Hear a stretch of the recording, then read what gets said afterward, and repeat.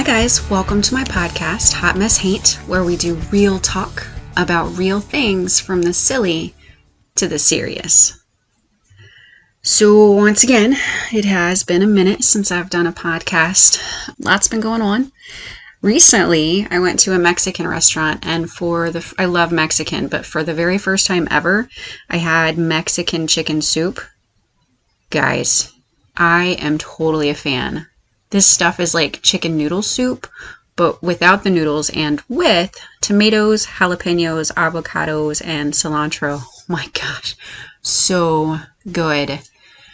I liked it so much that I actually went out and found a recipe and made an entire pot of it this weekend. Even my husband and 2 young men loved it. Shoot me an email if you'd like the recipe. So good. It was so good. Anyway, most of my podcasts are more silly than serious.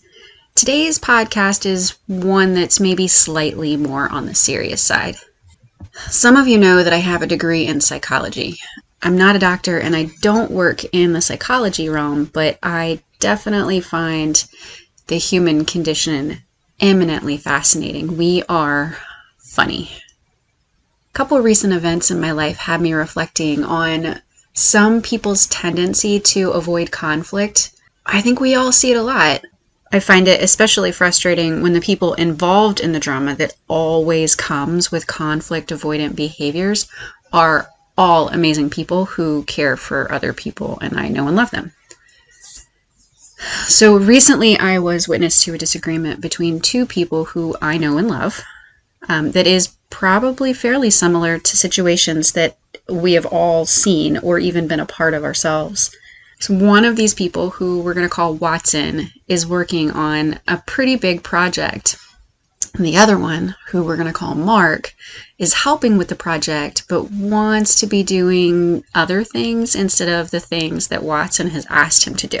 So Mark and Watson talked through the issues, and Watson thought everything was good to go and that they were working really well together.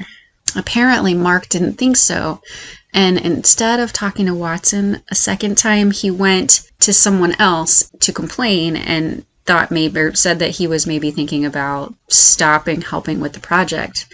And of course, word got back to Watson, and now his feelings are hurt, and he feels frustrated and maybe a little bit betrayed. So in dissecting this situation from a psychological standpoint, and maybe trying to look at it through my personal hangups, when I am dealing with others or having conversations with them, often in the moment, I'm totally fine.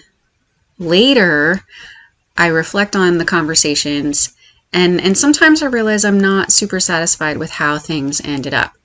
Maybe my brain works slower than others, I don't know, but this does seem like what could have happened between Mark and Watson.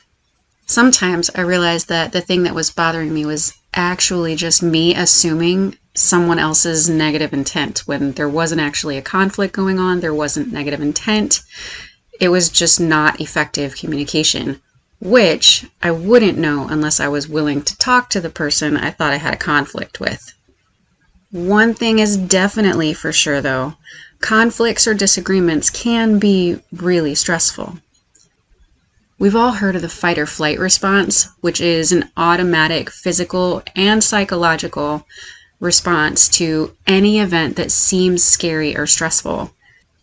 In a stressful situation, this response causes physiological changes to like the heart rate and blood flow and the respiration rate.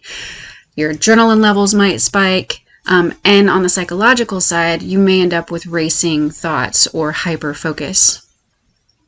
Maybe a disagreement about the level of participation in a project wouldn't seem to most people to be an event that would trigger fight or flight responses, but I've definitely been in situations where I was having a disagreement with someone and my heart and respiratory rate was increasing, and those are classic fight or flight symptoms.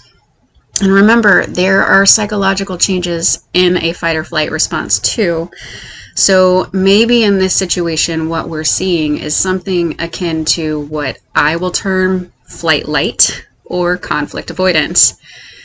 We are only human, and we are hardwired to pay attention to our stressors in case they are in response to some sort of life or limb altering threat. But not everyone resorts to avoiding conflict or avoiding talking to the person that they're having an issue with. This type of conflict avoidance can cause all sorts of interpersonal problems. I think we probably all have friends or family members who refuse to talk to other people about things, or sometimes at all.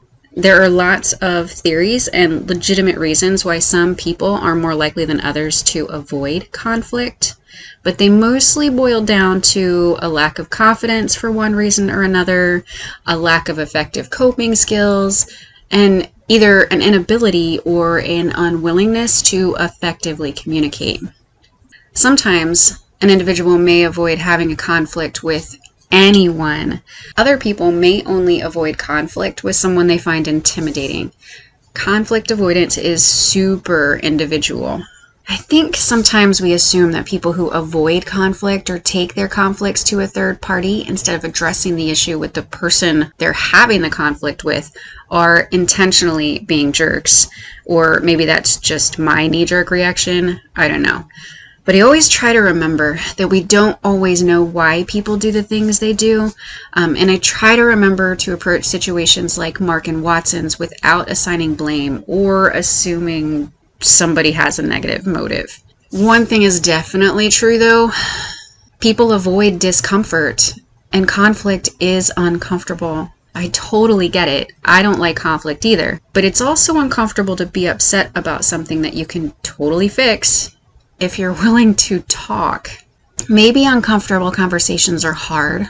I mean, they are hard, but it's hard in the moment. And once the issue is resolved, the discomfort is usually gone, right? Not getting disagreements resolved is maybe less uncomfortable, but the discomfort lasts for longer. I feel like over time, the accumulated hard from not resolving something totally outweighs the one time more acute hard of having a tough conversation. Talk to each other, people. It makes life so much less frustrating. Thanks for listening. Probably see you guys again in maybe another 6 months.